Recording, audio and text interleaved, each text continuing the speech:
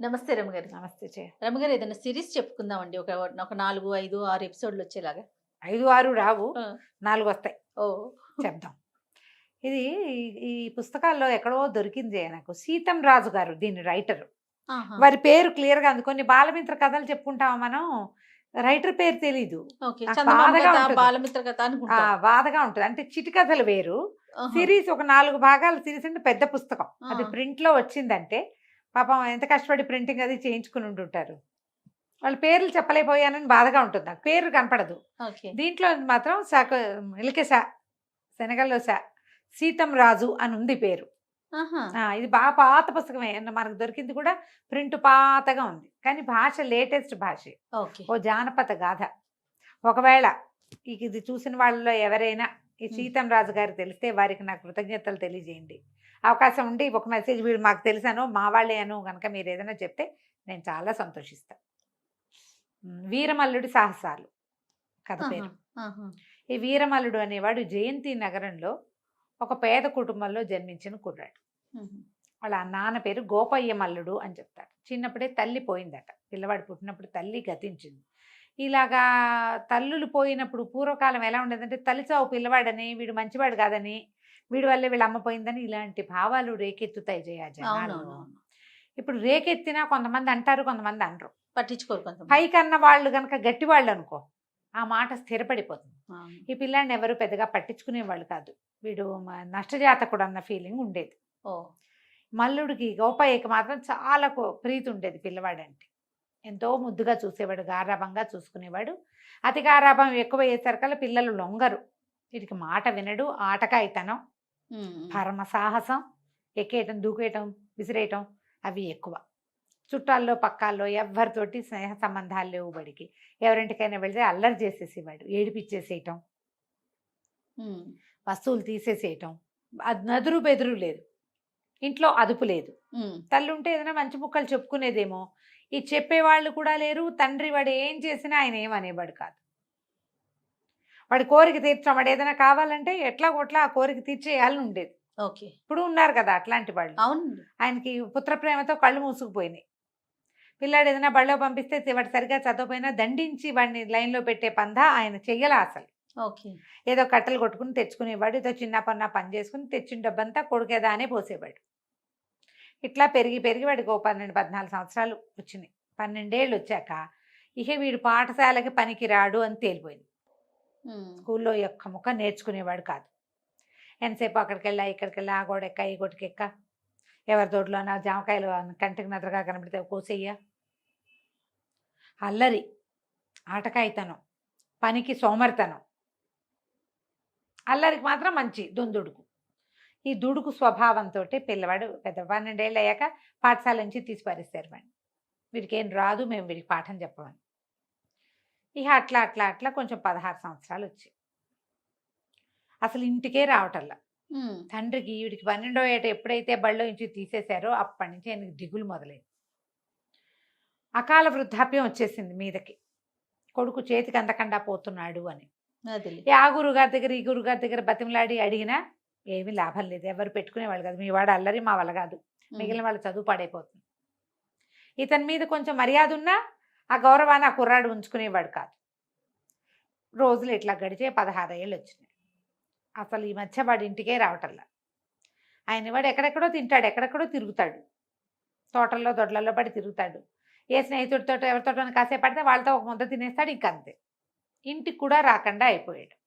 డబ్బులు అవసరమైతే వస్తాడేమో, హ్మ్. హ్మ్. ఏదో కొంచెం తండ్రి దగ్గర ఏమైనా ఉంటే కాస్త తీసుకోవడం, వాటితో పాటు తినేవాడు వాటితోటి. ఓకే. ఆ ఊళ్ళలో పూటకుళ్ళ ఇల్లు ఉండేవి, సత్రాలు ఉండేవి. హ్మ్. ఆ టైంకి వస్తే అల్లరివాడో దుండుకువాడో అన్నం పెట్టేసేవాళ్ళు. వాడికి ఇల్లు అవసరం ఏముంది, హ్మ్. వచ్చేవాడు కాదు. ఈయనకి ఇక విసుగు పుట్టింది, ఎప్పటికీ పిల్లవాడు రావట్లేదని. ఇక వాడు ఎక్కడున్నాడో చూసి ఒకసారి కంటితో చూద్దామనిపించింది. మెల్లిగా కాళ్ళు ఈడ్చుకుంటూ లేచాడు. ఒక కర్ర పుచ్చుకొని పోటేస్తూ బయటకు వచ్చాడు. వాకిలి తాళం వేసుకున్నాడు. సందు వీధి చివరికి దాకా నడిచేశారు గల కొడుకు ఎదురుపడ్డాడు. ఎదురుపడి ఈయన అన్నాడు, నాయన ఎంత వచ్చావురా, అసలు ఎంత అలమటించిపోతున్నాను, ఎన్ని రోజులైందో కంటితో చూశాను, నాన్నని చూడ్డానికి వచ్చావురా తండ్రి అని పిల్లవాడిని కావలిచ్చుకున్నాడు. అప్పుడు తెలిసింది వాడి ఒళ్ళంతా బురద, పిల్లాడు ఏదో గాభరాగా ఉన్నాడు. నాన్న నాన్న నన్ను ఎక్కడైనా దాచేయాలి నువ్వు, చాలా ప్రమాదం ముంచుకొచ్చేస్తోంది నాన్న, పద పద ఇంటికి వెళ్ళిపోదాం అంటే ఆయనేమో కర్రపోటు వేస్తూ నడిచేవాడు. గబగబా ఏం నడుస్తాడు, కంగారు పడి ఏమన్నాడు, ఏం జరిగిందిరా ఏం జరిగిందిరా నాయన ఏం జరిగిందిరా అంటే, నది ఒడ్డున ఆడుకుంటున్నాం, ఆ యువరాజు జగత్సింహుడు కూడా ఆటకొచ్చాడు, అందరం కలిసి ఆడుతున్నాం, అతను ఓడిపోయాడు, ఓడిపోతే బాగా గేలు చేశాను నేను, నీకు ఆట రాదు పాట రాదు అందరిలోకి వస్తావా, ఏముంది ఆ పిల్లల ఆటకాయకి మాటలు, గేలు చేస్తే అతను నన్ను తనట మీదకి వచ్చాడు, అతన్ని నేను తోసేసారి నదిలో పడిపోయాడు, పడిపోగానే అంగరక్షకులు అవతల వెళ్ళి నుంచున్నారు, అవతల నుంచున్నారు, పిల్లాడు ఆడుకుంటాడు, అతను కూడా ఇదే 16-17 ఏళ్ళ వాడు. అంగరక్షకులు పరిగెత్తుకొచ్చి నన్ను పట్టేశారు నాన్న, పట్టుకున్నారు, జగత్సింహుడిని లేవదీశారు, నన్ను పట్టుకున్నారు, పట్టుకుని జైలు వైపుకి తీసుకుపోయారు, చెరసాల్లో పడేయటానికి తీసుకెళ్ళారు, ఎలాగోలా తప్పించుకుని వచ్చేసాను, పదనాన్న నన్ను దాచిపెట్టి అన్నాడు. 4 అడుగులు వేసే లోపల రాజభట్లు వచ్చేసారు, గుర్రాలు వేసుకొచ్చేసారు, అక్కడి నుంచి పిల్లాన్ని పట్టుకుపోయారు. ఇతను అడిగాడు, గోపాయి మల్లుడు ఎందుకు వచ్చారు రాజభట్లు ఇటు రావడానికి కారణం ఏంటంటే, మీ వాడు చేసిన పని, ఎట్లా తప్పించుకొస్తావు నీ సంగతి చెప్తామని ఇతనికి చేతులకి సంకెళ్ళు వేసేసారు, ఈ వీరమల్లుడికి వీరమల్లుకి సంకెళ్ళు వేసేసారు. లాగుతుంటే తండ్రి అడ్డం పడిపోయాడు, కాదు బాబు కాస్త ఆలోచించండి చిన్నపిల్లాడు అని చెప్పే లోపల వీళ్ళు ఏం చేశారు, కొరడాలతోటి దెబ్బలు కొట్టేశారు పెద్ద ఆయన్ని. అయ్యో, కొట్టేస్తే పడిపోయాడు, ప్రాణం పోయింది. ఎంత దెబ్బ కావాలి, పైగా ఓపికగా లేడు, కొంతకాలంగా సరిగ్గా తింటల్లా పిల్లాడి మీద బెంగతో శుష్కించిపోయినాడు, ఎక్కడ తగలకూడని చోట దెబ్బ తగిలిందో పడిపోయాడు. పడిపోయేసరికి నాన్న అని పిల్లాడు కేకలు పెట్టి దగ్గరికి వెళ్ళబోతే ఈడ్చేశారు, ఇతన్ని సంఖ్యలు వేసారు. వీడు ఇది చేయడానికి కూడా, గొడవ చేయడానికి కూడా పెద్ద అవకాశం లేకుండా పోయింది. ఈ భటుల్లో ఒకడు మంచి భారీగా ఉన్నవాడు కాలుతోటి ఇతని శరీరాన్ని గోపేదమాలుండి పక్కకు తోసేసాడు. అయ్యో, తోసేసి పిల్లాన్ని ఎత్తి కుర్రవాడిని ఎత్తి గుర్రం మీద పడేశారు, తీసుకెళ్ళిపోయారు. రాజుగారి దగ్గర ప్రవేశపెడితే జగత్సింహుడు కూడా ఉన్నాడు, నరేంద్ర సింహుడు రాజు, తండ్రి పేరేదో మదన సింహుడు, మదన్ సింహుడు రాజు, జగత్సింహుడు కుమారుడు, మంత్రి అంతా సభలో ఉన్నారు. తీసుకెళ్లారు సభలోకి, తీసుకెళ్తే ఈ కుర్రాడు అడిగాడు, జగత్సింహుడు రాజుగారు అబ్బాయి అడిగాడు, నన్ను నీళ్ళలోకి తోయటం తప్ప కాదా ఒప్పుకోమని, నేను ఏ పరిస్థితిలో చేశాను అని చెప్తానంటాడు. వాడు ఒప్పుకోడు కుర్రాడు, రాజుగారు అబ్బాయి, తప్పేనా కాదా, అంతే అదొకటే కావాలి. తప్పంటే ఏ అబ్బాయి అన్నాడు, సరే తప్పే ఒప్పుకుంటారు, తప్పే, నీళ్ళలో తోయటం తప్పు. 2 కుర్రాళ్ళు ఆడుకున్నప్పుడు ఒకళ్ళనొకళ్ళు తోసుకుంటారు, అది రాజుగారి అబ్బాయి అయితే ఏంటి, ఇంకో అబ్బాయి ఎంత, నీతో ఆట ఏం కుదురుతుంది మాకు, నువ్వు రాజుగారి అబ్బాయి అని నేను అంటే ముట్టనట్టుగా ఎట్లా ఉంటారు, ఆటల్లో అలా ఉండదు కదా, స్పోర్ట్స్ మ్యాన్ స్పిరిట్ అంటారు, స్పోర్ట్స్ మ్యాన్కి ఒక స్పిరిట్ ఉండాలి, అది లేదు అక్కడ. నా తప్పేనన్నాడు. ఎలా తప్పించుకున్నావు అబ్బాయి అని అడిగితే రాజుగారు అడిగితే అబ్బాయి ఏం చెప్పాడంటే, నేను దొంగలకి నాతో పాటు చాలా మందిని అరెస్ట్ చేశారు, అందులో దొంగల ముఠా ఉంది, వాళ్ళకి రొట్టెలు తెచ్చాడు ఒక సైనికుడు, నేను ఇట పొరపాటు జరిగింది నా వల్ల అని చెప్తే ఒక సైనికుడు ఆ రొట్టెల బుట్టలో నన్ను బయటికి తీసుకొచ్చేసాడు, నేను తప్పించుకున్నాను అన్నాడు. అనేసరికి రాజుగారు అన్నాడు, ఎవరు ఆ సైనికుడు, అతని పేరు చెప్పంటే, అతని పేరు చెప్తే మీ పేరు చెప్పి మీకు అప్పచెప్తాను నేను, మీరు ఇది నిరంకుశ పాలన, మీరు పరమ నిరంకుశులు, అంత గట్టిగా గట్టిగా చెప్పాడు, నిరంకుశులు మీరు, మీకు అప్పచెప్పను నేను అన్నాడు. అనేసరికి రాజు అన్నాడు, మా నిరంకుశత్వం నువ్వేం కనిపెట్టావు, నువ్వు ఇప్పుడేగా వచ్చావు, మేము నిరంకుశలమా, నువ్వు అలా అంటావా, అంత మాట అంటావా అని అడిగాడు. మరి నిరంకుశులు కాదా, నన్ను పట్టుకోవడానికి వచ్చారు, నా తండ్రి వృద్ధుడు కొరడా దెబ్బలు కొట్టి ఆయన మరణానికి కారణమయ్యారు, మీ వల్లే కదా మీ సైనికులు అట్లా చేస్తారు అనగానే రాజు ఆశ్చర్యపడి, ఏమిటి అట్లా జరిగిందా, మీ తండ్రి మరణించాడా అని ఆశ్చర్యపడింది. చిన్నపిల్లాడు, వీడికి తండ్రి చచ్చిపోవడం అంటే ఎంత బాధ, మరి పైగా వీడిని పట్టుకోవడానికి వచ్చి ఆయన చంపేయటం ఏంటి అనేసరికల్లా జగత్సింహుడు అన్నాడు, ఏం పర్వాలేదు, ముసలాడు అసలు బతికుండకూడదు, ముసలాడు చచ్చిపోతే వచ్చే నష్టమేం లేదనగానే రాజు నిర్ఘాంతపోయాడు, మంత్రి నిర్ఘాంతపోయాడు. మరి ఇద్దరు వృద్ధులే వాళ్ళు, ముసలాళ్ళు ఒక వయసు వచ్చాక బతికుండకూడదు, పోతే పోయాడు, నీ సంగతి చెప్పండి అనేసరికల్లా రాజు అడిగాడు, సైనికుడిని గుర్తుపడతావా అని. వీళ్ళిద్దరు నిర్ఘాంతపోయి ఆహాహా 1 నిమిషం అయ్యాక తేరుకుని, యువరాజు ఎంత తెలివిగా మాట్లాడతాడు అన్నారు. పైకి మంత్రికి నాకు నొప్పిగానే ఉంది, రాజుకి నొప్పిగానే ఉంది. అంతేగా. అనేసరికల్లా గుర్తుపడతావా నువ్వు అన్నారు. నువ్వు సైనికుడిని గుర్తుపడతావా అంటే నా సంఖ్యలు వదిలేయండి, పేరు నాకు కూడా తెలియదు, ఉమ్, నేను నడిచి వెళ్తే గుర్తుపడతా అంటే సరే ఒప్పుకున్నారు. ఓ ఒప్పుకొని సంఖ్యలు తీయించారు. ఈ రాజుగారి దగ్గర నుంచి కుర్రాడు ఇట్లా నడవడం మొదలుపెట్టాడు. ముందుకి నడుస్తూ ఉంటే ఆ సైనికుడు అడిగిపోయాడు.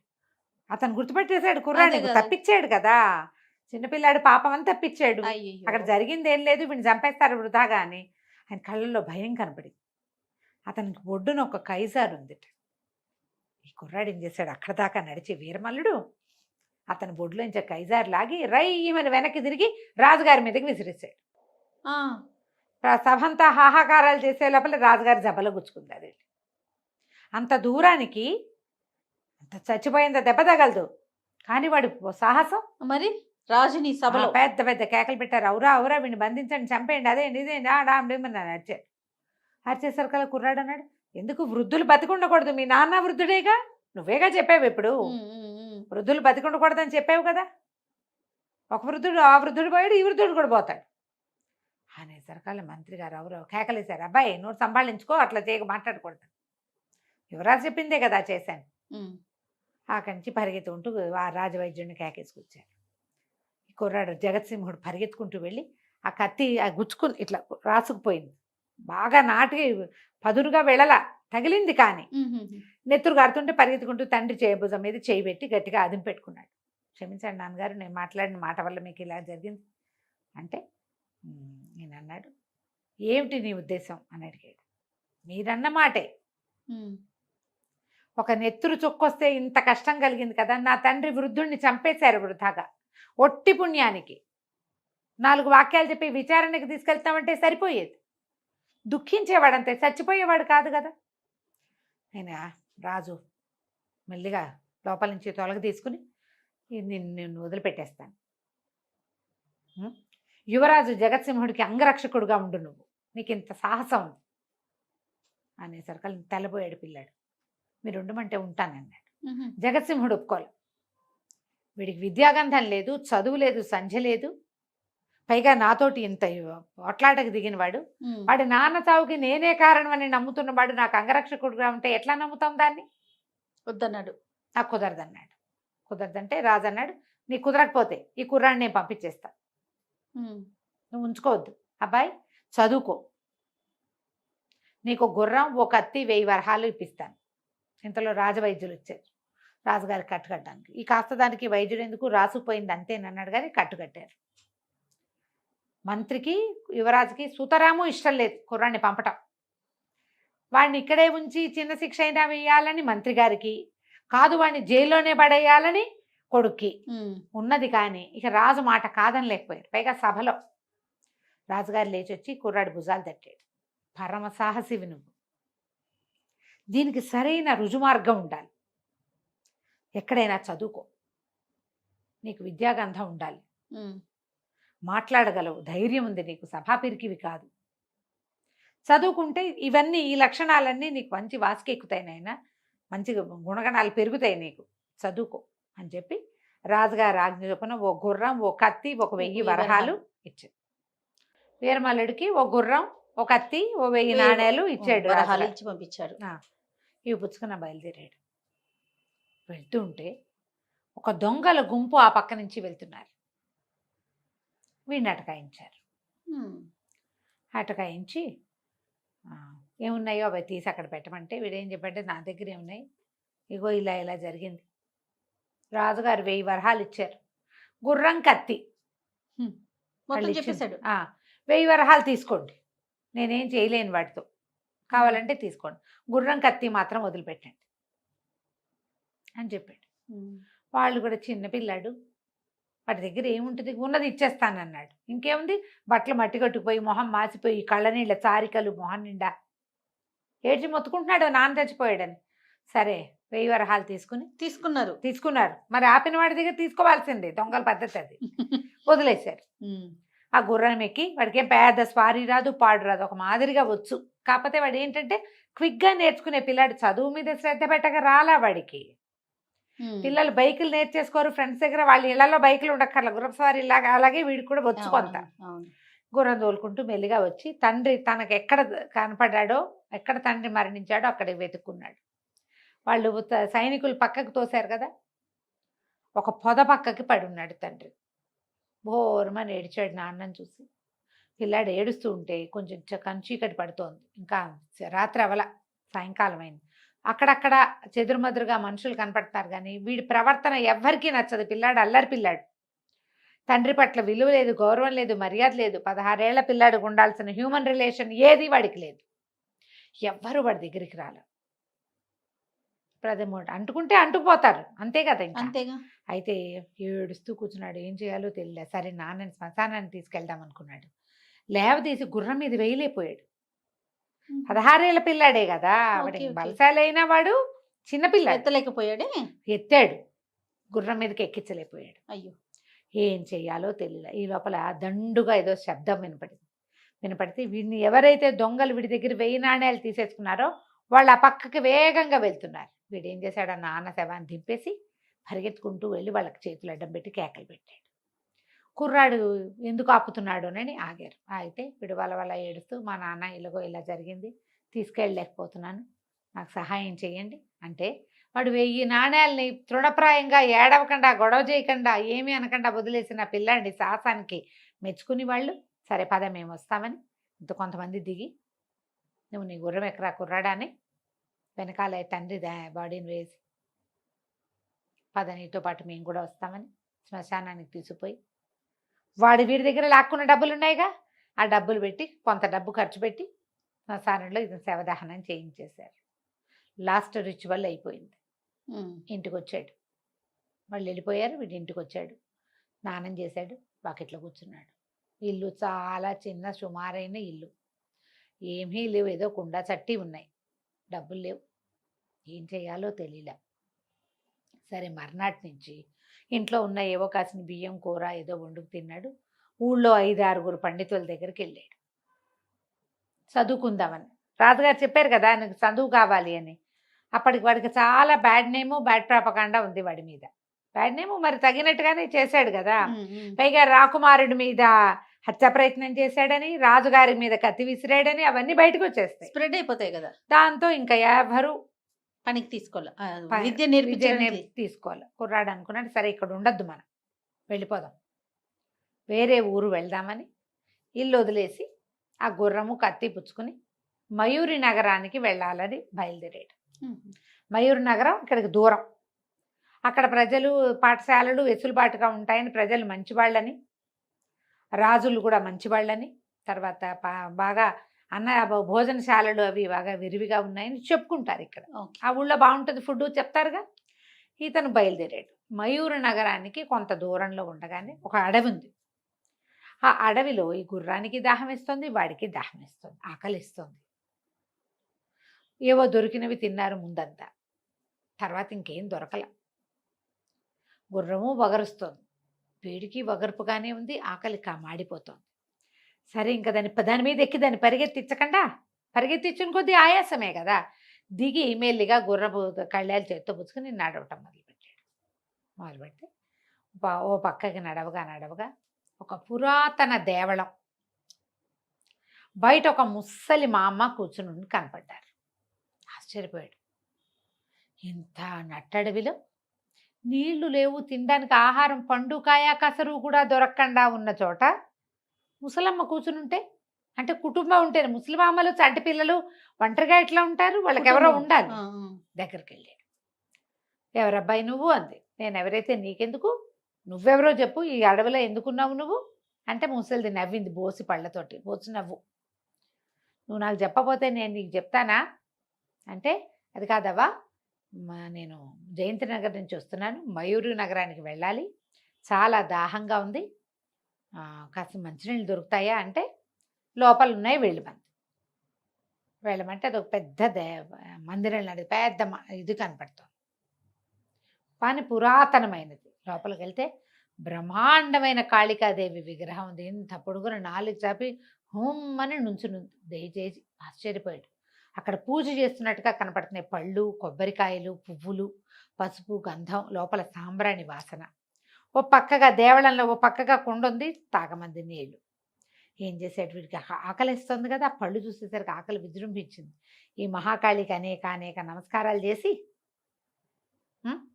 కూర్చుని శుభ్రంగా కొబ్బరి పేజు కొట్టుకుని కొబ్బరికాయ చిప్పల్లోంచి ముక్కలు తీసుకు తినేసాడు. అని కొబ్బరి ముక్కలు తిన్నాడు, 4 అరటిపళ్ళు తిన్నాడు, మంచినీళ్ళు తాగాడు.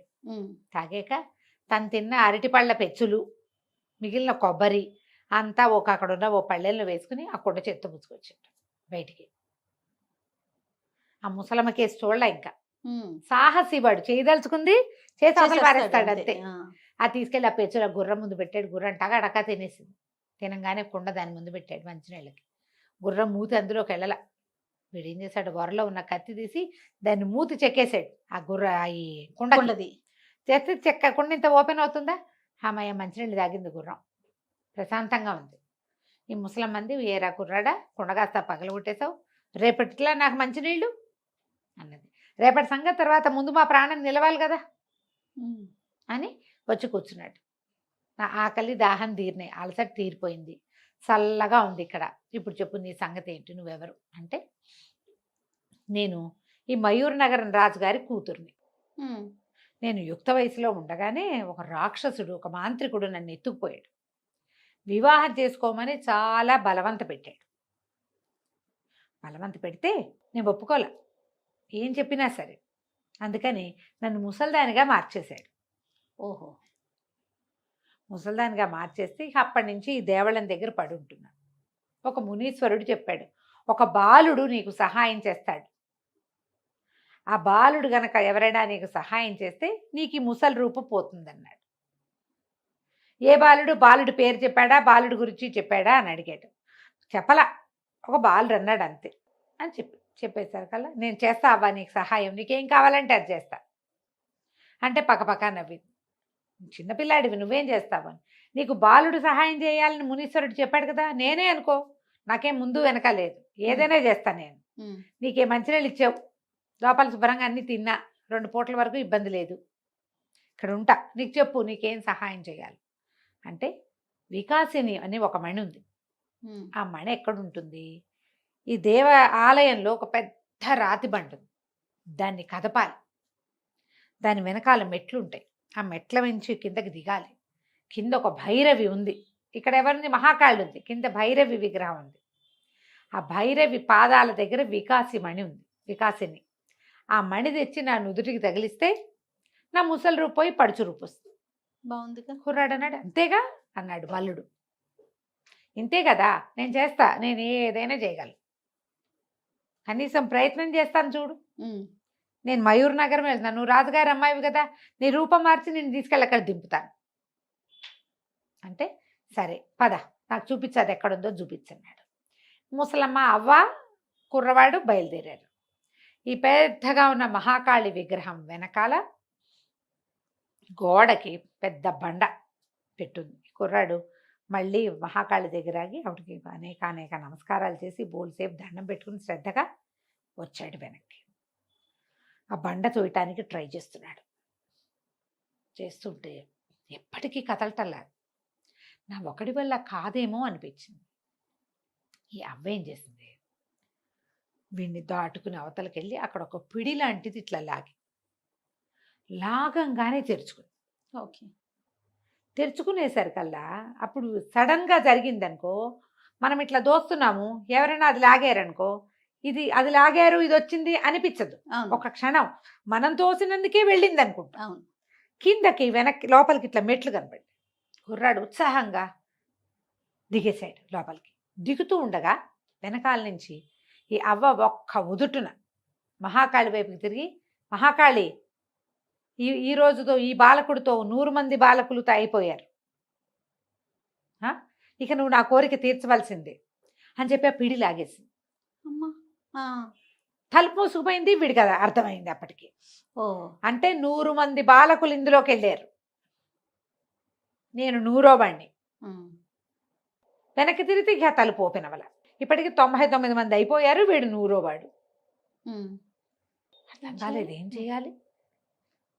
సరే, కత్తుంది, బయట గుర్రం ఉంది, మనం ఉన్నాం.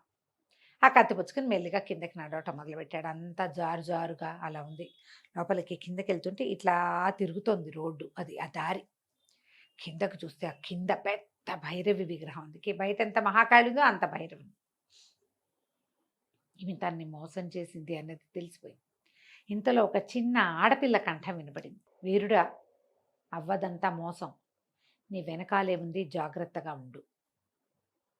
అది ఇట్లా మలుపులాగా తిరిగి వెళ్తుంది. ఈ మలుపు దగ్గర వీడు జాగ్రత్తగా వెనక్కి తిరిగి చూస్తే ఈ గోడ దగ్గర నుంచి ఆ అవ్వ ఇంకో పక్క నుంచి వస్తున్నది కనపడుతోంది. అర్థమైంది. అమ్మ వస్తోంది. ఎవరిదో ఆడగొంతు మాత్రం హెచ్చరించింది, చిన్న పిల్ల గొంతు, ఒక ఆడపిల్ల. సరే ముందుకు నడిచాడు. అవ్వ ఏం చెప్పింది, పాదాల దగ్గర వికాసిని మణి ఉంది, తీసుకురావాలి. అక్కడ దాకా వెళ్ళాడు. భైరవి బ్రహ్మాండంగా ఉంది విగ్రహం, ధగ ధగ ధగలాడిపోతోంది. కిందంతా దీపాలు దివ్యలు బోల్డన్ ఉన్నాయి. మామూలుగా వచ్చిన వాళ్ళకి ఏం తెలుస్తుంది, కిందకి వెళ్ళిపోయి అక్కడ ఏమీ లేదు, వెళ్ళి ఇది చేయటం. 2-3 భీకరాకారాలు మీదకి వచ్చినాయి. వీడేం చేశాడు, జై మహాకాళి అని కతిపెట్టి కొట్టేశాడు. వాడు భయపడలా. మామూలుగా భయపడి మొహానికి చేతులు అడ్డం పెట్టుకుంటే దొరికేస్తారు. అవును. వాళ్ళే తీసుకెళ్ళి వీడిని ఆ భైరవ విగ్రహం దగ్గర పడేసేవాడు. వీడికి భయం లేదు, తెంపర్తనం. కత్తి పెట్టి ఏడాపెడా కొట్టేశాడు. పైగా వాడటం వచ్చిన వాడి వాడకం వేరు, వాడకం రాని వాడి పిచ్చవాడకం ఇంకో రకంగా ఉంటుంది. ఎడాపెడా దూసేసాడు, పద్ధతి ప్రకారం కాదు, ఎక్కడ తగిలిందో కూడా చూసుకోకుండా కొట్టేశాడు అనమాట. ఆ 2 భీకరాకారాలు కీచు కీచుమని శబ్దాలు చేస్తూ పారిపోయింది. పిరికితనమే వాళ్ళ ఆయుధం, అవతల వాడి భయమే వాళ్ళ బలం, అంతే. ఈ అవ్వ ఆశ్చర్యమే, ఊరిని పిట్టలా ఉన్నాడు చిన్నపిల్లాడు, వీడు బాగానే కొట్టాడే అనుకుంది. వీడు వెళ్ళి భైరవికి ఎదురుగుండా నుంచున్నాడు. పాదాల దగ్గర ఏం కనిపించట్లా, వెతకాలి అనమాట. సరే చూస్తున్నాడు వెనక నుంచి అవ్వ ఎంత దూరం వచ్చింది అని. తను ఇటు వంగితే ఆ మొక్క గంతులో ఇటు వచ్చేయగలదు, కనపడుతోంది. సరే పక్కకే చూసుకుంటూ ఆ జేజి ముందు భైరవి ఎదురుగుండా వెళ్ళి ఇట్లా మోకాళ్ళ మీద ఊని వంగాడు. ఓకే, వెతకడానికైనా నమస్కారం చేయటానికైనా వంగాలుగా పాదం మోకాళ్ళ మీదకి వెళ్ళాలి, దగ్గర కూర్చుని వెతకాలి కదా. వంగేసరికల్లా ఆ పక్కన ఒక గొడ్డలు ఉంది.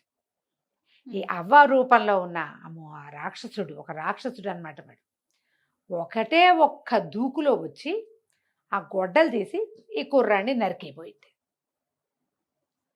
వీడు చూసుకుంటున్నాడు, చూసుకోకుండా ముందుకే చూస్తే తెలియదు. అవునవును, ఎప్పుడు దూకుతుందా అని చూస్తున్నాడు. గొడ్డల మీద కూడా వాడి దృష్టి పడింది. వాడేం చేశాడు, పక్కకు దొర్లేశాడు. ఓకే, ఆ వేటు పడే టైంకి ఇది అవతలకి వెళ్ళిపోయి ఈ వేటు ఈ గొడ్డలి నేలలో దిగిపోయింది. పుర్ర రైమని లేచి నుంచున్నాడు. వాడు చెట్లెక్కి గోళ్ళెక్కి గొట్టికలెక్కి అలవాటు ఉన్నవాడు, మామూలు పిల్లాడు కాదు కదా, తుంటరివాడు. అమితలాఘవంగా ఉంది వాడు ఒళ్ళు. పక్కకు దొల్లేశాడు, నేలలో గొడ్డలు ఇరుక్కుపోయింది. ఈ అవ్వ ఈ గొడ్డలు పైకి పెనుగులాడుతుంటే కుర్రాడు ఏం చేశాడు, ఆహా మీకేనా ముసల్దానివి, నీకేంటి తెలివితేటలుంటే కుర్రాడిని నాకెంత ఉండాలని ఈ రాక్షసుల్ని కొట్టాడు. కత్తి తీసి పెట్టమని ఒక దెబ్బ కొట్టేశాడు. ఒకటే దెబ్బ కొట్టేసరికల్లా పక్కకు పడిపోయింది అవ్వ. పడిపోగానే వీడు ఏం చేశాడు, ఆ నేలలో ఉన్న గొడ్డల్ని ఆ ముసలి రూపంలో ఉన్నవాడు లాగలేకపోయాడు, కానీ వీడు ఒక్క దెబ్బతో లాగేసి ఆ అవ్వ తల కాస్త నరికేశాడు. తెత్తున రక్తధారలు. ఆ రక్తం ఎప్పుడైతే వచ్చిందో భైరవి ప్రత్యక్షమైపోయింది. చూడ్డానికి ఇంత భయంకరమైన రూపం ఉంది, కానీ ప్రత్యక్షమైనప్పుడు ఆమె సౌందర్య రాశిలాగా. సభాష్ మల్లు, చాలా మంచి పని చేసావు.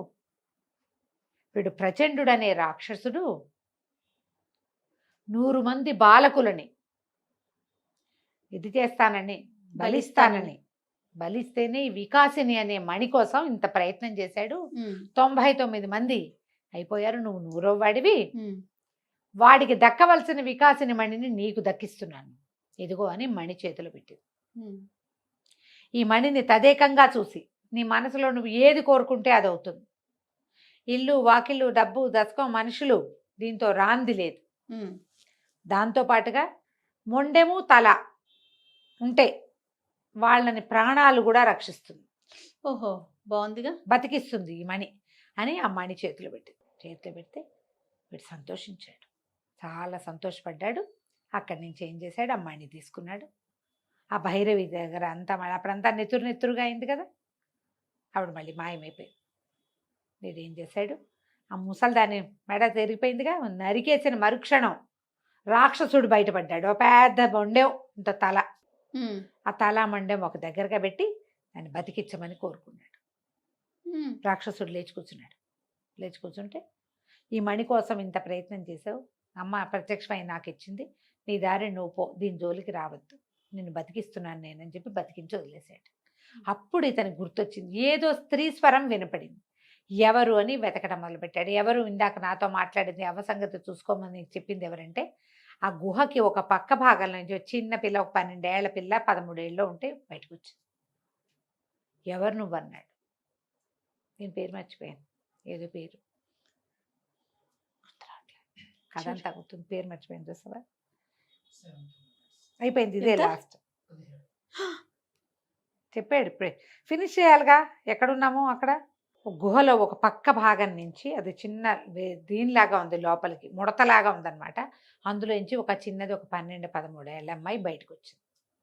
ఈ అమ్మాయి ఎవరు, ఇక్కడ ఎందుకుంది, వీరమల్లు సాహసాలు.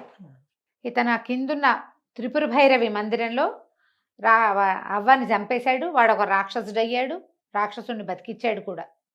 ఆ అమ్మాయిని అడిగాడు, ఎవరు ఏమిటి, ఒక పిల్ల కనిపించింది, ఒక 12-13 సంవత్సరాల వయసు ఉంటాయి, ఎవరు నువ్వు, ఇక్కడికి ఎట్లా వచ్చావు అని అడిగితే, ఆ అమ్మాయి ఏం చెప్పిందంటే, ఈ అడవికి అవతలున్న ఒక పల్లెటూరు మాది, నేను మా అన్నయ్య పుట్టాక మా అమ్మ చనిపోయింది, మా నాన్న 2వ పెళ్లి చేసుకున్నాడు, ఆవిడ చాలా బాధలు పెట్టేది, మా అన్నయ్య నేను ఇంకా ఈ అడవి అవతల మా అమ్మమ్మ గారి ఇల్లుంది, వెళ్దామని బయలుదేరాము. అడవి మధ్యలో మాకు ఈ ముసలి మా అమ్మ కనపడింది. అయితే మా అన్నయ్య కూడా నీకు చెప్పిన కథే చెప్పింది, నేను రాజకుమార్తెనని, నా మాంత్రికుడు చెరలో ఉన్నానని, ఆ వికాసిని మణి చేస్తే నాకు ఇది శాప విమోచనం అవుతుందని చెప్తే, మా అన్నయ్య నన్ను అక్కడ వదిలిపెట్టి లోపలికి వచ్చాడు. నేను వాళ్ళ వెనకాలే వెళ్ళాను. అడవిలో ఒకదాన్యం, బయట ఒకదాన్యం ఉండలేక, ఈ అవ్వ ఎప్పుడైతే ఆ తలుపేసేసిద్దో నాకు అప్పుడే తెలిసిపోయింది మా అన్నయ్యని చంపేయబోతోంది అని. నేను అవ్వని అనుసరించి లోపలికి వచ్చేసాను. అవ్వ అది తలుపు తీసుకొచ్చిందిగా, మళ్ళీ లోపలికి వచ్చింది కదా అవ్వ, ఆమె వెనకాల వచ్చాను కానీ నేను చిన్నపిల్లని అవటంతో నేనేమి చేయలేకపోయాను, మా అన్నయ్యని చంపేసింది అని ఏడ్చింది పిల్ల. చాలా కాలమైంది, నేను ఇక్కడే ఉండిపోయాను, బయటకు వచ్చే మార్గం తెలియలేదు, ఏం లేదు, లోపలే ఆహారం దొరుకుతుంది, లోపల చాలా పెద్ద ప్లేస్ అది, ఓకే, నేను ఇక్కడే ఉన్నాను అప్పటి నుంచి ఏడుస్తూ, ఏం చేయలేక అని చెప్పింది. చెప్పేసరికల్లా ఈ అబ్బాయి అన్నాడు, అయ్యో మీ అన్నయ్య శరీరం ఉండుంటుంది కదా, తల మొండెం గుర్తుపడతావా, నేను వాళ్ళ అతన్ని బతికిస్తానంట. పిల్ల ఏడ్చింది, ఎంతకాలమో అయిపోయింది, ఈ పాడి ఎప్పుడో నశించిపోయింది శరీరం అని చాలా దుఃఖపడింది. సరే, ఇతను ఏం చేశాడు, మళ్ళీ ఆ వికాసిని మణిని పట్టుకుని ఆ త్రిపుర భైరవి దగ్గరికి వెళ్ళి అమ్మవారిని ప్రార్థించాడు. ప్రార్థిస్తే అమ్మ మళ్ళీ ప్రత్యక్షమైంది. ఏం కావాలి నాయన, అమ్మ నాకు పండితుణ్ణి కావాలి, నేను పాండిత్యం కావాలి, పాండిత్యం లేక చదువు లేక నేను పారిపోయి నా ప్రాంతం నుంచి బయటకు వచ్చేసాను. ఒక పండితుడి దగ్గర చదువుకునేందుకు కూడా వీడికి ఏం అవకాశం లేదు, ఎవరి దగ్గర వీడిని చేర్చుకోవాలి, వీడు అల్లరి చిల్లరి వాడని. వీడు బుద్ధిమంతుడే, వాడికి అదొక రకమైన టెంపర్తనం ఉంది, దాన్ని సరిచేయలేకపోయాడు తండ్రి. ఆటిజం కిట్టారమ్మ గారు, ఇక ఏమనుకోవాలో మరి. వాడు ఒక హైపర్ యాక్టివ్, హైపర్ యాక్టివ్, వాడికి తెలివి ఉంది, వాడు చురుగ్గా నేర్చుకుంటాడు. కానీ ఏంటంటే దాన్ని సరైన దారిలో పెట్టాల. జయ ఇట్లా కనపడరా, మనకి చాలా మంది కనిపిస్తున్నారండి, వాడికి ఊళ్ళంత తెలివి ఉంటుంది, వాడికి దారి సరైంది దొరక్క ఇలా అడదిడ్డంగా ఉంటారు, తెలివితేటలు ఉంటాయి, వాడికి కుదురులేదు ప్రధానంగా. అంతే, తండ్రి ఆ దారిలో పెట్టడానికి ప్రయత్నం చేయలే. ఒకడే కొడుకు, ఏకపుత్రుడు అవటము, భార్య లేకపోవటము, అతనికి ఆ రకమైన ధోరణి లేకపోవటము, వాడి గారాబంతో చెయ్యలే. చేసుంటే వీడు కొంత దారిలో పడేవాడు. అడిగేసరికల్లా అమ్మవారు ఏం చేసిందట, తన చేతిలో ఉన్న ఘంటంతో వీడి నాలిక చాపని నాలిక మీద బీజాక్షరాలు రాసింది. వాడికి ఎంతో తెలివి వచ్చేసి, చదువు అంతా వచ్చేసింది, అన్ని సకల విద్యలు కరతలామలకం అయిపోయింది. అప్పుడు ఆవిడ ఏం చెప్పిందంటే, ఈ పిల్ల పేరు జగదీశ్వరి, అబ్బాయి మీ ఇద్దరు విధివంచితులే, నీకు ఎవరు లేరు, ఆ పిల్లకి ఎవరు లేరు, ఆ అమ్మాయిని వివాహం చేసుకో, మీ ఇద్దరు కలిసి ఉండండి అని చెప్పి అమ్మవారు వెళ్ళిపోయింది. ఇతను ఏం చేశాడు, అమ్మవారి సన్నిధిలో రకరకాల మానవ కంకాళాలు, పుర్రెలు గిర్రెలు ఉన్నాయి. వికాసిని మణి సహాయంతో దేవాలయం అంతా శుభ్రం చేసేసాడు. మణిని కోరుకుంటే కోరింది కోరిక తీరుస్తుంది అంతే కదా. కదా. మొత్తం క్లీన్ అయిపోయింది. అక్కడి నుంచి బయటకు వచ్చి దేవాలయం చక్కగా భవ్యమైన దేవాలయం నిర్మాణం జరగాలి. ఇట్లా గుహలాగా ఉంది కదా, దాన్ని మొత్తం పెద్ద గుడిలాగా చేశారు. ముందు కాళికాదేవి ఉంటుంది, వెనక త్రిపుర భైరవి. అక్కడి నుంచి ఒక పూజారిని సృష్టించాడు ఈ మణి సహాయంతో. అంటే కొత్త మనిషిని పుట్టించడం కాదు, ఆ అడవి చుట్టుపక్కల ఉన్న బ్రాహ్మడు ఎవడో ఇక్కడికి వచ్చేలాగా చేశాడనమాట. దేవాలయంలో నిత్యము ధూపదీప నైవేద్యాలు కుదిరేలాగా ఏర్పరిచాడు. అక్కడి నుంచి గుర్రం ఎక్కి ఈ పిల్లని ఎక్కించుకుని వెళ్ళటం మొదలుపెట్టాడు. ఎక్కడికో వేరే చోటకి వెళ్దాం అనుకున్నాడు, మయూర నగరానికి వెళ్దాం అనుకున్నాడు. ఆ వెళ్తూ ఉంటే ఏమైంది, అతనికి అర్థం కాల, మనం ఎటు వెళ్తున్నాం, ఇప్పుడు ఏం చేయాలి మనం అని ఈ గుర్రాన్ని అడిగాడు. నీకు ఎటు తోస్తే, ఏది మంచిదని తోస్తే ఆ వైపుకి వెళ్ళిపో అని చెప్పగానే గుర్రం వాయువేగ మనోవేగాలతో పరిగెత్తడం మొదలుపెట్టింది. పరిగెత్తేసరికి అది ఎందుకు పరిగెడుతోందంటే ఈ వికాసిని మణిని బేర్ చేయటం వల్ల అనమాట. సరైన దారి దానికి తెలిసింది. ఆ పరిగెడుతూ ఉంటే ఒక ఆవిడ ఎవరో ఎదురొచ్చింది వీళ్ళకి, కేకలు పెట్టి చేతులు ఊపుతుంది. గుర్రం ఆగింది. ఆగేసరికి కుర్రాడు అడిగాడు, మనవాడు వీరమల్లుడు, అమ్మా ఎవరు మీరు, ఏమిటంటే మా భర్త ప్రాణాపాయ స్థితిలో ఉన్నాడు నాయన, వైద్య సహాయం కావాలి, చుట్టుపక్కల ఎవరు లేరు, కొంచెం దూరంలో ఉన్నారు, ఏదైనా సహాయం చేయి బాబు, భర్త మరణించేలాగా ఉన్నంటే ఆవిడ ఒక బ్రాహ్మణ స్త్రీ.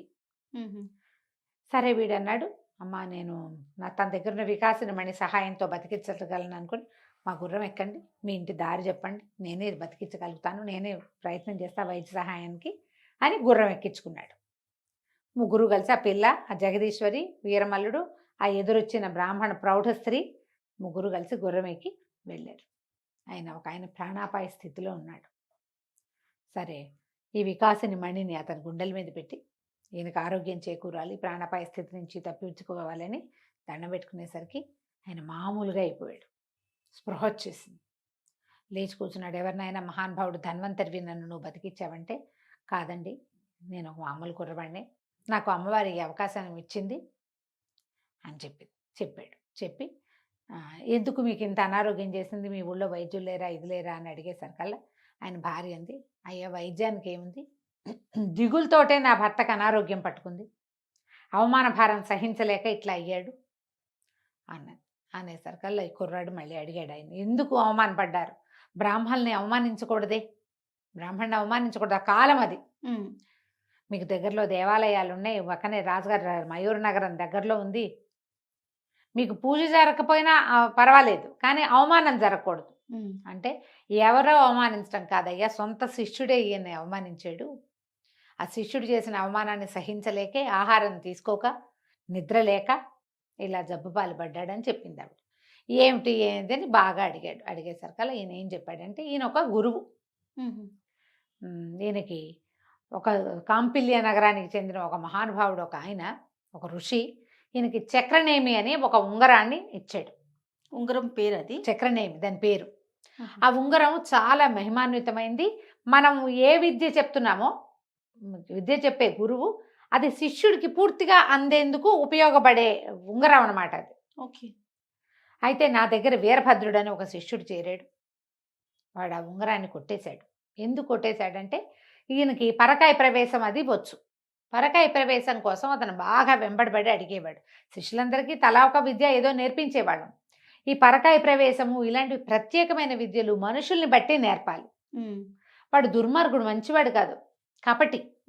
అంత కపటంతో ఉండేవాడికి, జుత్తులు మారివాడికి నేర్పకూడదని నేను చెప్పలేదు. ఆ పరకాయ ప్రవేశ విద్య కోసం పదే పదే అడిగి నేను కాదనేసరికి ఈ చక్రనేమిని దొంగిలించి పారిపోయాడు. ఓహో. ఆ ఉంగరం పోయేసరికి అలా నేను నా విద్యను కోల్పోయినట్టుగా ఉంది నాకు. అక్కడికి అతను ఎక్కడో రాజుగారి దగ్గర శిష్యుడు, దీనికి ఆస్థాన గురువుగా చేరాడు. అక్కడికి వెళ్ళి బతిమలాడాను, ఆ చక్రనేమి ఇచ్చేసేయి అని ఎంత బతిమలాడినా వాడు ఇవ్వలేదు. సరి కదా, అవమానించి పంపించాడు. దాంతో ఆ అవమానాన్ని తట్టుకోలేక నేను ఇట్లా అనారోగ్యం పాలయ్యాను ఓకే అని చెప్తే, ఎక్కడున్నాడు ఆ వీరభద్రుడు అని అడిగాడు. అడిగితే జయంతి నగర ఆస్థాన గురువుగా ఉన్నాడు. జయంతి నగరం ఏది, వీడు పారిపోయి చేసిన నగరమే, అదే కదా, వీడి సొంత ఊరు. అని అన్నాడు, మీరేం బాధపడకండి, మిమ్మల్ని అవమానించిన మీ శిష్యుడి చేతే మీ కాళ్ళు పట్టిస్తాను నేను అనేసరికి ఆయనకు నవ్వొచ్చింది. నాయన చిన్నపిల్లాడివి నువ్వు, ముక్కుపచ్చలారలేదు, ఏ 16-17 ఏళ్ళు ఉన్నాయో నీకు, ఇంత చిన్న వయసు వాడివి రాజస్థాన ప్రవేశం కూడా దొరకదు నీకు. పైగా జయంతి నగరపు రాజకుమారుడు మహాపొగరుబోతు అని పేరు. రాజుగారు మంచివాడే, రాకుమారుడు చాలా పొగరబోతు. వీడికి తెలుసు ఆల్రెడీ రాకుమారుడు పొగరబోతనం ముసలాడు బతకూడదని చెప్పింది, అవన్నీ వాడికి తెలుసు కదా.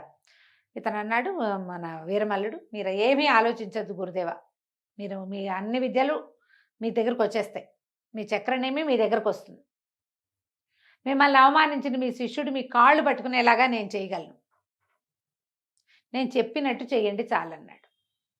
సరే ఆయన ఒప్పుకున్నాడు. ఆయన పక్కకి తీసుకెళ్ళి ఏం చెయ్యాలో చెప్పాడు. తర్వాత ఏమైంది, అక్కడి నుంచి రంగం మారింది. జయంతి నగరపు కోట దగ్గర ఒక అమ్మాయి ఒక గుడ్డి గుర్రం, ఒక ఒంటి కన్ను గుర్రం, గుడ్డి గుర్రం అని చెప్పకూడదు, ఒంటి కన్ను గుర్రం, కంటికి ఒక కట్టు కట్టేసింది. ఒక కన్ను కట్టేసి ఉన్న ఒక గుర్రాన్ని పట్టుకుని ఒక 13-14 ఏళ్ళ ఆడపిల్ల ఒకటి కోటలోకి వెళ్ళడానికి వెళ్తోంది. ప్రయత్నం చేస్తుంటే వీళ్ళు ఒప్పుకోవటల్లా. కోటలోకి వెళ్ళడానికి కుదరదు, కొత్త వాహనాలకి ప్రవేశం లేదు, ఆడపిల్లలకి ప్రవేశం ఉండదు, నువ్వు వెళ్ళడానికి వీలు లేదంటే ఆ పిల్ల వాళ్ళతోటి గొడవ పడుతుండగా జయంతి నగర రాజకుమారుడు, ఈ పిల్ల గొడవ పడుతోంది, గుర్రాన్ని లోపల తీసుకెళ్తాను, నేను లోపలికి వెళ్ళాలని. అయితే అదే సమయానికి జగత్సింహుడు, ఈ మన జయంతి రాజకుమారుడు అక్కడికి వచ్చాడు. ఎవరు ఏమిటి అని అడిగితే ఈ అమ్మాయింది, జయంతి నగరంలో బోళ్ళంతమంది పండితులు ఉన్నారట, నేను పండితులతోటి తలపడ్డానికి వచ్చా అనేసరికల్లా అతను అన్నాడు, ఏమి నువ్వు ఆడపిల్లవి, చిన్నపిల్లవి, నువ్వే పెడతావా అన్నాడు. వాళ్ళందరినీ ఓడిచేస్తానండి, నేను అందరినీ ఓడించగలను, పైగా ఈ నగర రాజకుమారుడు ఉన్నట్ట మహాపొగరబోతుట, ఆయన ముక్కు కూడా తాడేయటానికే వచ్చానండి అనగానే ఆ సైనికులు హడిలిపోయారు. ఈయనే కదా, ఈ పిల్లని ఏం చేస్తాడో ఇతనని. అతను అన్నాడు, ఏమిటి నీకెవరు చెప్పారన్నాడు. నాకు చాలా తెలుసండి, నేను ఏ విద్యలో అయినా ఓడించగలను అనేసరికి, మరి నువ్వు ఓడిపోతేనో అన్నాడు. నేను ఓడిపోతే మీరు ఏది చెప్తే అది చేస్తా, మీరు ఓడిపోతేను అని. సరే నువ్వు చెప్పింది చేస్తానన్నాడు. నేను మిమ్మల్ని నమ్మను, మీకు సరైన మాట తీరు లేదు, రాజుగారిని నమ్ముతా, నన్ను లోపలికి తీసుకెళ్ళండి, రాజస్థాన ప్రవేశానికి కల్పించండి, పందెం పెట్టుకుందాం, ఓడిపోతే రాజకుమారుడు నేను ఏది అడిగితే అది చేస్తాడు అని రాజుగారు ఒప్పుకోవాలి. ఓకే, ఎవరినైనా ఓడిస్తాను, పాండిత్యం కానీ యుద్ధ విద్యలు కానీ ఏ విషయమైనా నార్మల్ జనరల్ మ్యాటర్స్ అయినా సరే నేను ఎవరినైనా జయించగలను. ఆ పిల్ల దానికి విచిత్రంగా ఉంది. అంతకుముందు దాని మాటలు ఎలా ఉన్నాయి, ఇప్పుడు ఇవన్నీ నేను మామూలు మాటలు చెప్తాను, అది పల్లెటూరు యాసతోటి మాట్లాడుతోంది. ఓకే, శాతానండి సోతానండి అంటోంది. ఈ అమ్మాయికి మామూలుగా మాట్లాడడం కూడా రాదు, మర్యాదైన సంభాషణ కూడా రాదు, పల్లెటూరు మాట, చదువుకున్న మాట కాదు అది. చదువుకున్న వాళ్ళ భాష కొంచెం వేరుగా ఉంటుంది కదా, కల్చర్డ్గా ఉంటుంది. ఇది అట్లా కనిపించట్లా, పల్లెటూరు పిల్లగా ఉంది ఇది. పల్లెపిల్ల ఇలా పండితుల్ని ఓడిస్తాను, విద్వాంసుల్ని ఓడిస్తాను, రాకుమారిని ఓడిస్తానంటే ఎట్లా ఉంటుంది. సరే ఇదేదో ఒక హాస్యపు సంఘటనగా కూడా దారి తీయచ్చు అనుకుని రాకుమారుడు అన్నాడు, ఈ పిల్లని లోపల పంపించండి, లోపల గుర్రాన్ని గడ్డేయించండి అని చెప్పాడు. లోపలికి వెళ్ళింది. సాయంకాలం వేళ మర్నాడు పొద్దున కోట లోపల పెద్ద సభ తీరిస్తే సభలోకి గుర్రంతో సహా వచ్చింది అమ్మాయి. చిన్నపిల్ల, 13 ఏళ్ళది. వచ్చి గుర్రానికేమో కంటికి ఒక కట్టు కట్టి ఉంది. రాజుగారు ఎదురుగుండా నిలబెట్టారు. జగత్సింహుడు నవ్వుతూ చెప్పాడు, నిన్న సాయంత్రం ఈ అమ్మాయిని లోపలికి ప్రవేశపెట్టాం, ఈ అమ్మాయి పండితుల్ని ఓడిస్తానంటుంది, ఎవరినైనా ఓడిస్తానంటుంది, దీని సంగతి ఏంటో కనుక్కోండి అనేసరికల్లా పిల్లంది, నేను ఎవరినైనా ఓడించగలను, ఏ విషయమైనా నాకు లెక్కే లేదు, కాకపోతే మహారాజు గారు మాట ఇవ్వాలి, ఎందుకంటే యువరాజు అయితే మాట మీద నిలబడ్డు, అసలు అతనికి మాటే కుదురలేదు అంటోంది ఓపెన్గా, కుదిరే లేదు, ధైర్యవంతురాలు. కానీ రాజు ఏది చెప్పినా సరే చేస్తాడు ఖచ్చితంగా, అందుకని మహాప్రభు మీరేదంటే అది అనేసరికల్లా రాజుకి ఉత్సాహం వచ్చింది. చిన్నపిల్ల సాహసం ఏమిటి, ఏం ధైర్యంతో ఈ మాట చెప్తోంది, అదేమిటో చూద్దామనుకున్నారు. ఏం చేసిందో ఆ చిన్నపిల్ల ఈ రాజధానిలో, ఇక్కడ రాజసభలో మనం చూద్దాం మళ్ళీ వచ్చే భాగంలో. ఒక అమ్మాయి ఒంటికంటి గుర్రాన్ని తీసుకుని రాజసభలోకి వెళ్ళింది. రాజుగారిని ఏమడిగింది, మీరు నేను అడిగిన దానికి రాకుమారుడు ఓకే అంటాడా అని అడిగింది. రాజుగారికి మంత్రి గారికి కూడా మంచి సరదా వచ్చింది. చిన్నపిల్ల ఇంత ఛాలెంజ్ చేస్తుంటే సరే నువ్వు ఏ విషయంలో పోటీ చేయదలుచుకున్నావో చెప్పు అంటే మరి నేను అడిగిన షరతుకు ఒప్పుకుంటారా? నేను ఏది అడిగితే అది రాకుమారుడు లేదా ఏది అడిగితే అది మీరు చెయ్యాలి. ఒప్పుకున్నారు. ఒప్పుకున్నాక ఏ విషయంలో నువ్వు పోటీ పడతామన్నారు. నేను పాండిత్యం విషయంలో కూడా పోటీ పడతా, జనరల్ విషయాల్లో కూడా పోటీ పడతా, యుద్ధ విద్యల విషయంలో కూడా పోటీ పడతా, మీరు ఏది పెడితే అది అనేసరికల్లా సరే మా ఆస్థాన గురువుగారు ఉన్నారు, పండితుడు ఉన్నాడు వీరభద్రుడు. ఈయనెవరు? పాత గురువుగారిని మోసం చేసిన వీరభద్రుడు ఇక్కడ ఉన్నాడు కదా.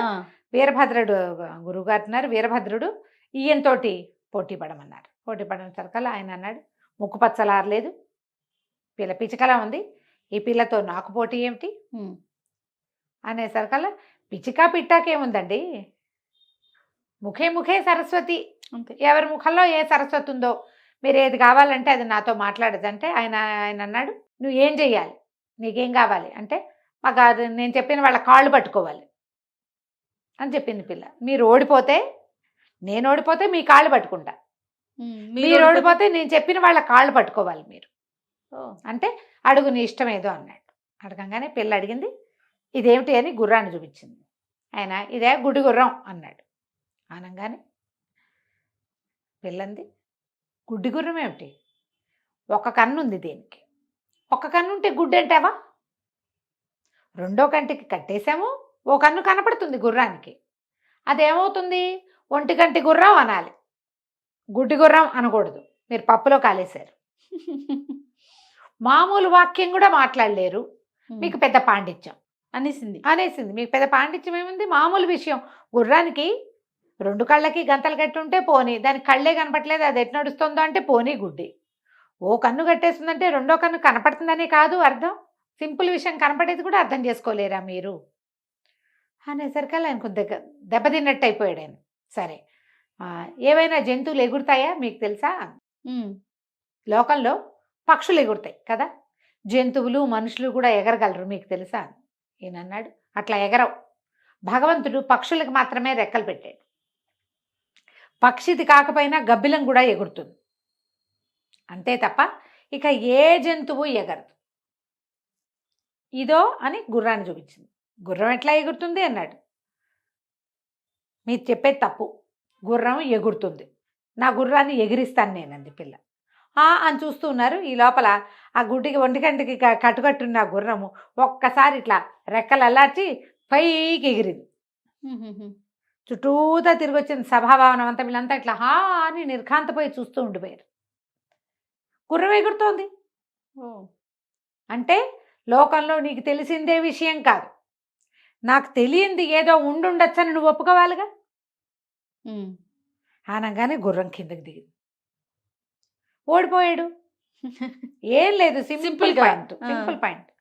ఏం ఇప్పుడు ఆయన నిర్ఘాంతపోయాడు, లేచి నిలబడ్డాడు. మా గుర్రం కాళ్ళు పట్టుకోండి మీరు, గుర్రం కాళ్ళు పట్టుకోండి అంటే ఏముంది పెద్ద, అది గాడిదైతే ఏదో సిగ్గుపడాలి. ఆ వీరభద్రయ్య గారు వదం గారు లేచి వచ్చి గుర్రం దగ్గర కాళ్ళ దగ్గర వంగి దండం పెట్టబోయాడు. గుర్రం కాళ్ళ దగ్గర కూర్చోండి అని చెప్పింది పిల్ల. కూర్చున్నాడు. అప్పుడు ఇది అడిగింది ఇప్పుడు ఎవరు నాతో యుద్ధం చేస్తారు, ఇప్పుడు నాతోటి ఎవరు పోటీ పడతారు. ఇప్పుడు ఇంకెవరు ఉన్నారు, జగత్సింహుడు ఉన్నాడు.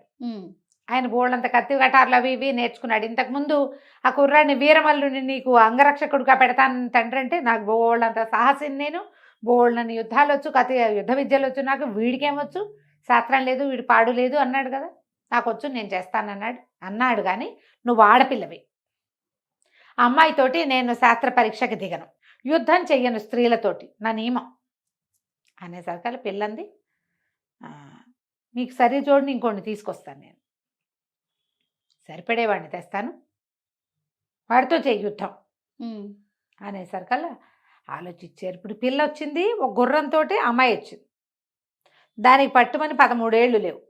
ఆ గుర్రం ఏమో మాయ గుర్రం వల్లే ఉంది, రెక్కలు వేసుకుని ఎగిరింది యూనికార్న్ లాగా. ఇప్పుడు దీన్ని ఏం చేయటం అని ఆలోచించి సరే నువ్వెవరిని పిలుస్తావో పిలువంటే ఇదిగో నీ సరిజోదు అని ఇలా చేయి చూపించింది. చేయి చూపిస్తే గాల్లో కత్తి తను నిలబడింది అక్కడ. అనగానే తను అన్నాడు, మన రాజకుమారుడు గట్టిగా అరిచాడు, కేకలు పెట్టాడు, ఇది మోసం, ఏదో మాయమంత్రం జరుగుతోంది ఇక్కడ, మంత్రాల వాదితోటి ఎట్లా పరీక్షకి దిగుతాము, ఇందాక ఆల్రెడీ గురుగారిని వీరభద్రం గారిని గుర్రం కాళ్ళ దగ్గర కూర్చోబెట్టింది మాయతోటే. ఇదేదో మాయల మరాఠీలతోటి నేను యుద్ధం చేయను అన్నాడు. ఆనంగానే గాల్లో నుంచి ప్రత్యక్షమయ్యాడు వీరమల్లుడు. అక్కడ నువ్వు మాయ ఏం చేయక్కర్లా, నేనే కనపడుతున్నాను కదా, నన్ను గుర్తించే ఉంటావు, నాతో చేయి యుద్ధం అన్నాడు. రాజుకి మంత్రికి గొప్ప సరదా వచ్చింది. వాళ్ళు ఈ కుర్రాడిలో ఉన్న స్పార్క్ని కనిపెట్టారు. అందుకని ఏం చేశాడు రాజుగారు, మాట ఇచ్చిన ప్రకారం 1000 వరహాలు గుర్రము కత్తి ఇప్పించారు. ఆ కత్తి తనిచ్చిన కత్తే. ఓకే. కుర్రాడు 2 నెలలు తిరగకుండా వచ్చేసాడు యుద్ధం చేయటానికి సిద్ధంగా. అక్కడి నుంచి రాజకుమారుడు ఏమంటారు జగత్సింహుడు, రాజకుమారుడు ఆయన జగత్సింహుడు, వీరమల్లు ఇద్దరు యుద్ధం చేయటం మొదలుపెట్టారు. కత్తి యుద్ధం 2 నిమిషాల్లో రాకుమారుడి చేతిలో కత్తి కాస్త కింద పడిపోయింది కత్తి. పడిపోగానే ఇప్పుడు ఏమయ్యాడు రాజకుమారుడు, పాదాక్రాంతుడైపోవాలి. చేతులు కట్టుకుని వెనకాల చేతులు కట్టుకుని నుంచో అని చెప్పింది అమ్మాయి. చేతులు కట్టుకుని నుంచో నువ్వు అని చెప్పి ఈయనకి వీరభద్రుడికి, మీరు వీరభద్రం గారు ఏం ఒప్పుకున్నాడు, నేను ఎవరి కాళ్ళు పట్టుకోమంటే ఆ కాళ్ళు పట్టుకుంటాను అన్నాడు. గుర్రం కాళ్ళు పట్టించాం సరే. అయితే ఈ వీరభద్రం గారు నేను ఏది అడిగితే అది అన్నారు కదా ముందు మీరు. వీరభద్రం గారి గుండు కొట్టించి సున్నబొట్లు పెట్టించి గాడిద మీద ఊరేగించండి, వెనకాల మా గుర్రం కూడా వెళ్తుంది. ఏం చేస్తారు, ముందు మాట ఇచ్చారు. సరే వీరభద్రం గారి గుండు కొట్టించారు. ఆయన సకలాభరణ లాంఛనాలు తీసి అక్కడ పెట్టించారు. గురువుగారి చక్రనేమి ఉంగరం ఉంది అందులో, అవన్నీ తీసి అక్కడ పెట్టారు. గుండు చేయించి గుండు మీద సున్నబొట్లు పెట్టించి మొహానికి మసిరాసి గాడిద మీద ఎక్కించి ఆ గాడిద వెనకాల గుర్రాన్ని పంపించారు. పంపించాక రాజుగారు అడిగాడు, అబ్బాయి ఈ అమ్మాయి ఎవరు, ఈ 1 గంట గుర్రం ఎక్కడిది, నీకు ఇంత విద్య ఎట్లా వచ్చింది అనగానే ఆ కుర్రాడు చెప్పాడు, నాకు ఒక మణి సహాయం దొరికింది. నేను నా అత్యంత సాహసంతో అమ్మవారిని త్రిపుర భైరవిని ప్రసన్నం చేసుకున్నాను. ఆమె నాకు అన్ని విద్యలు ఇచ్చింది, అన్ని విద్యలు వచ్చినాయి, అందుకని కత్తి విద్య కూడా వచ్చేసింది. ఇప్పుడు వీరభద్రుడు అనే ఆయన మేము ఆశ్రయించిన ఒక గురువు గారి పురాతన శిష్యుడు. గురువుని మోసం చేసి ఆయన యొక్క విద్యా రహస్యమైన చక్రనేమి అంగుళీకాన్ని కాజేశాడు. గురువు ఇక్కడికి వచ్చి అంగుళీకం ఇచ్చేసేయి అని అడిగినా కూడా గురువుని అవమానించాడు. అందుకని మా గురువే ఆ గుర్రం రూపంలో వచ్చిన ఆయన, అది మీరిచ్చిన గుర్రం కాదు. ఆయన పక్కదోవ పట్టించడానికే దానికి ఒక కన్ను కట్టేశాం. పక్కదోవ పడతారు ఎవరైనా, అంతేగా. చివరికి వీరభద్రం గారు తన గురువుతో పాటే పక్కనే వెళ్తూ గాడిద మీద ఎక్కి ఊరేగాడు. ఆయన తన అవమానానికి తగిన శాస్తి చేశాం. నేను ఈ విద్యలన్నీ నేర్చుకున్నాను అని చెప్తే రాజుకు మంచి సంతోషం వచ్చింది. ఎందుకంటే ఈ కుర్రాడిలో స్పార్క్ కనిపెట్టాం, కానీ వీడి దగ్గర ఒక టెంపర్తనం ఉంది. ఈ రాజకుమార్తె ఈ పిల్ల ఏమంది, జగదీశ్వరి, 13 ఏళ్ల వయసు ఉన్న పిల్ల ఈ పిల్లే జగదీశ్వరి ఏమంది, రాజకుమారుడు ఓడిపోయాడు కాబట్టి ఈ రాజ్యం మా వాడికి ఇవ్వాలి, ఓకే, గెలిచిన వాడికి ఇవ్వాలి కదా అనగానే రాజు లేచి నిలబడ్డాడు. కానీ వీడు ఒప్పుకోలే. వీరమల్లి, వద్దు వద్దు, నాకు రాజ్యం అక్కర్లేదు, నన్ను ఆ రోజు అవమానించారు. ఆటల్లో ఒక పిల్లవాడు 2వ వాడిని తోసేస్తే వాడికి ఇంత కఠినమైన శిక్ష విధించక్కర్లా, వాడి తండ్రి మరణానికి కారణం కావక్కర్లా, వాడి తండ్రి మరణాన్ని అపహాస్యం చేయక్కర్లా, వృద్ధులు బతికుండకూడదనేటువంటి ఒక వాక్యాన్ని అనక్కర్లేదు. అవన్నీ అన్నందుకు నేను సభలో రాకుమారుని ఓడించదలుచుకున్నా, అంతేగాని నేను రాజకుమారుడి కంటే ఎక్కువని కాదు. అతను తన పద్ధతి మార్చుకుంటే నేను అంగరక్షకుడుగా ఉండటానికి సిద్ధంగా ఉన్నాను. నా దగ్గరున్న విద్యలతో ఈ రాజ్యాన్ని రక్షిస్తాను. నేను విద్యకి వినయం కావాలి. వీడికి ఒరిజినల్గా వినయశీలి కాదు అతను. కానీ ఎప్పుడైతే గురువు గారి దగ్గరికి వెళ్ళాడో, ఆ గురువు అనారోగ్యంతో ఉన్న గురువు దగ్గర మాట్లాడిన మాటలతోటి అతను తెలుసుకున్నాడు, నాకు ఏదైనా విద్య వస్తే వచ్చని రెచ్చిపోకూడదు, అది శాస్తి జరుగుతుంది ఏదో ఒక రోజు. అది విద్య కలిగిన వాడు ఎంతలో ఉండాలో అంతలో ఉండి తీరాలి. నా అంతవాడు లేడంటే నిన్ను మించిన వాడు తాడింది అనేవాడు ఉంటే ఇంకొకడు వస్తాడు వాడు తలకాయ తన్నేవాడు. అందుకని నేను వినయాన్ని అవలంబిస్తాను. రాజకుమారుడు తన తప్పు ఒప్పుకుంటే చాలు, ఇంకేం అక్కర్లేదు నాకన్నాడు. అనగానే ఆ జగత్సింహుడు కబుక్కను ముందుకొచ్చి వీరమల్లు చేతులు పుచ్చుకున్నాడు. బాల్య చాపల్యం నీకెంతుందో నాకు కూడా అంతే ఉంది. చాపల్యంతో, తర్వాత నా తండ్రి రాజు నేను రాకుమారిని అన్న అహంకారంతో, ఇంత. నేను నీ పట్ల సరిగ్గా ప్రవర్తించలేదు, నా ప్రవర్తన మార్చుకుంటాను, ఈ పాఠం చాలు నాకు, ఉమ్. నువ్వు మన రాజ్యంలోనే ఉండు, నాకు అంగరక్షకుడుగానే ఉండు, ఎప్పటికీ నువ్వు నాతోటే ఉండు అని బాగా ప్రేమగా అడిగాడు. అడగంగానే ఒప్పుకున్నారు. సభకులందరూ చప్పట్లు కొట్టారు. రాజకుమారుడు అంతవాడు దిగి ఇంకొద్ది రోజుల్లో రాజు కాబోయేవాడు, తనంతట తను నన్ను క్షమించు అని సభలో చెప్పినందుకు అందరూ సంతోషించారు. ఎంత వినయశీలయ్యాడు ఉమ్. కదా. ఒక మంచి వాసన వచ్చే వస్తువుని సాధారణ వస్తువు పక్కన పెడితే ఆ వస్తువు కూడా ఆ వాసన పట్టుకుంటుంది. వినయము, మంచితనము, స్నేహము, ప్రేమ పక్క వాళ్ళని మారుస్తాయి. అలాంటి వాళ్ళని మనతో ఉంచుకోవాలి ఎప్పుడు కూడా. ఉమ్. రాజు ఎంతో సంతోషించి ఈ పిల్ల పేరు కనుక్కుని, జగదీశ్వరి పేరు, మీకు ఇద్దరికి ఏమిటి, ఎక్కడి నుంచి తీసుకొచ్చావు ఏంటి అన్నీ అడిగి, ఈ మొత్తం ఈ అమ్మాయిని అమ్మవారు వివాహం చేసుకోమందని తెలిసి వీళ్ళిద్దరికీ వివాహం చేసి ఆ స్థానంలోనే అట్టుపెట్టుకున్నాడు. దీంతో వీరమల్లుడి సాహసం కథ పూర్తయింది. కథ కంచికి మనం ఇంటికి. చాలా చాలా బాగుంది రమ్మగారు. నమస్తే. నమస్తే జయ. సుమన్ టీవీలో మీ పర్సనల్ అండ్ బిజినెస్ ప్రమోషన్స్ కోసం కింది నెంబర్కి కాంటాక్ట్ చేయండి.